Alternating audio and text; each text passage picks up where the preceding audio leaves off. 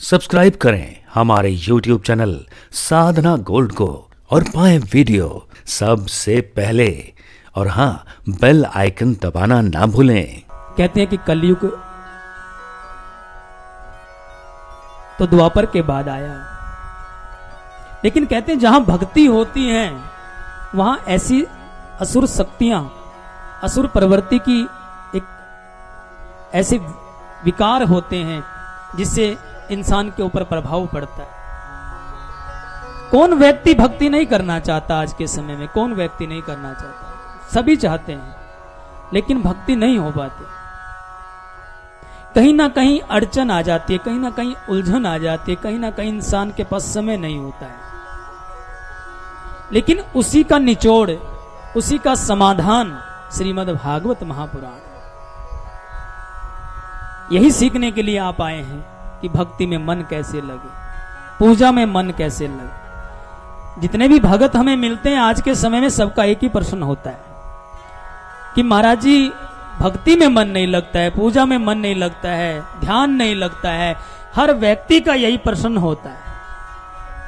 तो उसी प्रश्नों का हल श्रीमद् भागवत महापुराण में, इसलिए ध्यान से सुनो।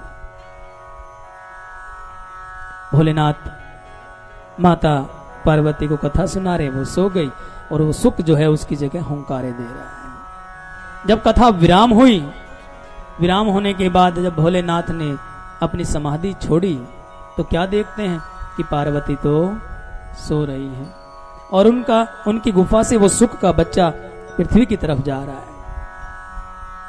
भोलेनाथ ने पार्वती को जगाया कि अनर्थ हो गया। पार्वती उठी, चौंक गई कि अनर्थ क्या हुआ। तो भोलेनाथ कहने लगे, त्वं प्रियाटनम कथाहम सुखम कथा सर्वणम हितम सुखम कथा प्रयाणतम पृथ्वी लोके जन कल्याण हम। कि जो कथा मैंने आपको सुनाई थी वो एक सुख ने सुन ली और वो सुख पृथ्वी पर जाकर पृथ्वी लोक के लोगों को सुना देगा। अगर लोगों ने सुन ली तो विनाश हो जाएगा, अनर्थ हो जाएगा, सब अमर हो जाएंगे। और त्रिशूल लेकर भाग लिए खड़े हुए सुख के पीछे। वो सुख उड़ता उड़ता पृथ्वी पर आया, वेद व्यास जी के आश्रम पहुंच गया। वहां पर वेद व्यास जी की पत्नी उबासी ले रही थी और जैसे उसने उबासी ली, वो सुख छोटा सा जो बच्चा था उसके मुख के अंदर, उसके गर्भ में जाकर बैठ गया। अरण्य देवी के मुख से गर्भ में जाकर बैठ गया। और भोलेनाथ वेद व्यास जी के आश्रम आए और कहने लगे कि आपके घर में मेरा शत्रु है, आपकी पत्नी के गर्भ में आकर बैठ गया है। तो वेद व्यास जी कहने लगे, स्वामी आप अगर मेरी पत्नी को मृत्यु दंड देंगे तो ब्रह्म हत्या लग जाएगी आपको।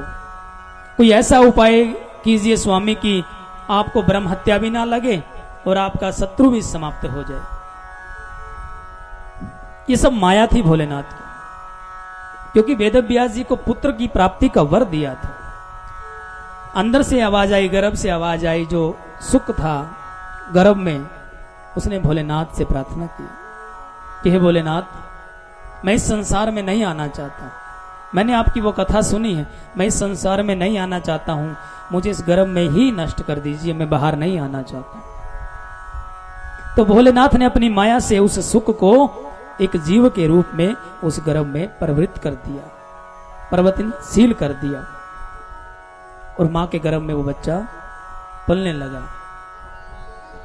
वेद व्यास जी महाराज प्रतिदिन ज्ञान की बातें, कथाएं अरण्य देवी को सुनाते थे।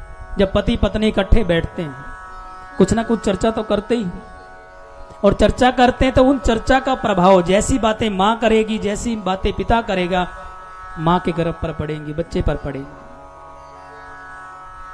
कहते हैं कि एक बूंद जब तवे पर गिरती है, पानी की बूंद, तो नष्ट हो जाती है। अगर वही बूंद गुलाब के फूल पर गिरे तो मोती की तरह चमकती है। अगर वही बूंद सिप में गिर जाए तो खुद मोती बन जाती है। उसी प्रकार आचरण जो है वो जैसा आचरण माँ का होगा ऐसा ही आचरण आगे बच्चे का होगा। तो माँ ने अनेक कथाओं का श्रवण किया, उनका प्रभाव उस बच्चे पर पड़ा। 12 वर्ष तक बच्चा माँ की कोख में रहा, गर्भ में रहा। जब माँ को पीड़ा होने लगी तो भगवान शिव को याद किया गया, भगवान शिव की प्रार्थना आराधना की। भोलेनाथ आए, ब्रह्मा जी आए, विष्णु जी आए, क्योंकि पृथ्वी पर उस जीव का स्वागत होना था, आगे इस पृथ्वी का कल्याण होना था। भोलेनाथ ने उस बालक को आदेश दिया कि तुम मां का गर्भ छोड़ दो, बाहर आ जाओ।